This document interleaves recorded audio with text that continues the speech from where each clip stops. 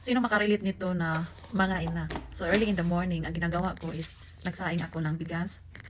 Then, pagkatapos, iniisip ko kung ano pa ang dapat gagawin. So, naisipan ko magluto ng egg. So, kasama ito sa breakfast ko. So, nagluto muna ako ng egg. Then, pagkatapos, nagpakulo ako ng water. Bago ako mag-breakfast, kailangan ko muna linisin yung mga hugasan.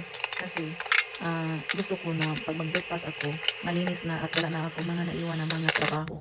So, yan. Naghugas ako ng mga pinggan. Yan. And then, tuloy-tuloy lang. Hinugasan ko. Tapos, ayan.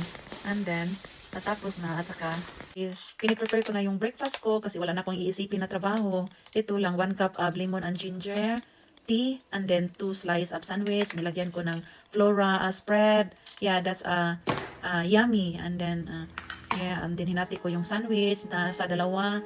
Then may yogurt man sa fridge. So nagkuha ako ng 2 scoops. Yeah, para maging yummy yung breakfast natin, nutritious. And then nagkuha ako ng 1 egg, yung niluto ko kanina. At then yan lang ang breakfast ko mga loves. Thank you for watching. See you in the next video.